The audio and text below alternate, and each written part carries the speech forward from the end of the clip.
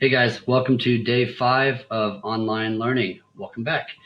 Um, Today we are going to be adding color to our comic strips. I'm going to show you guys my finished product right now, and I'm going to kind of tell you some of the things that I ran into while I was finishing this up. So this is my finished comic. Um, I chose to use colored pencils. I have a set of Prismacolor pencils that I used, but you can use anything you want. You can use regular colored pencils, you can use markers, or if you want, you can just draw it in pencil. That's fine.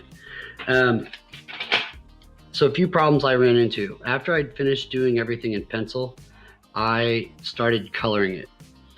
I would highly recommend, because I got about halfway through coloring it and I stopped and I outlined everything in marker.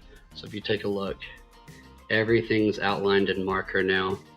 And I probably got about, like I said, about halfway through before I started outlining after I was coloring.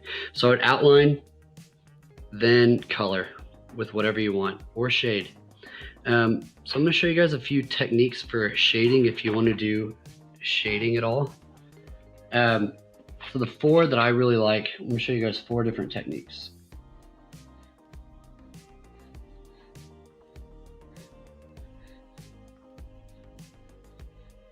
Okay, 4 techniques. This one's called blending. Blending is when you basically draw lightly with your pencil. Just kind of start scribbling it in.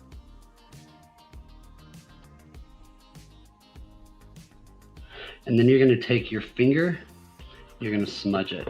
Okay, and that kind of, you just kind of press it into the page and pull it. One thing I really like whenever you're doing some kind of thing like blending is it lets you kind of use your finger as a brush. So if I have like an apple right here, I can blend. I can take this and kind of consider this to be your paint and this to be your paintbrush. And you can kind of use that to shade. So the darker, so sometimes I even recommend to just color hard somewhere, like on a different sheet of paper. Don't do it on what you're working on. That's your paint. You get some paint on your brush, and then you can use that to blend. Okay. Another technique that I like is called hatching. It's kind of what I did for more or less for my mountains, like with these lines, like all the line work like that. It's kind of a messy version of it, but hatching is just to start in an area and just kind of go one direction with parallel lines. If you do that in just one area, it's gonna look like shading. Okay. Next thing is called cross hatching.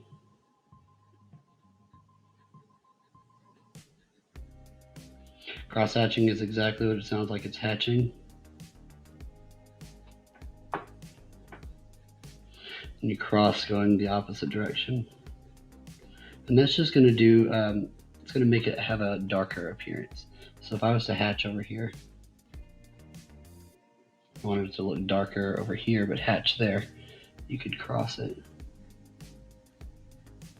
Cross hatch it and it'll add a little darker appearance. The last one is called stippling. I'm actually going to show you guys one more too. The second to last one. Stippling is just dot work. I put my palm on the table and hold my pencil, and I'm just going to add dot work. And this is good for adding texture onto something that's like a citrus fruit, like an orange, because it gives you that dotty looking appearance. And then you can always combine any of these. So you can do dot work and then you can blend it. Okay, all these blend. Okay. Any one of those you could smudge and blend. And stippling. The last one's called scumbling. It's basically like a scribble technique that you're going to do. It's just kind of keeping your pencil on the page, moving it around. This is good for adding if you're shading to add some kind of texture like a fur. But it also, if you have enough of it from a distance, it does just look like shadow. Okay, so those are our 4 techniques. I'll hold these up here for you guys. Those are 5 techniques actually. 5 different shading techniques that you guys can use for this project if you're interested in doing that. So like I said, take your time with this. This is going to be something that you have time to work on. If you want to work on it this weekend, feel free to. This class is not just limited to Monday through Friday. So if you want to work on this over the weekend, you absolutely can.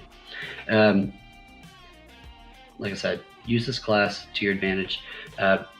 Take a break from whatever you're doing, pick up a pencil and draw. All right, I'll see you guys on Monday.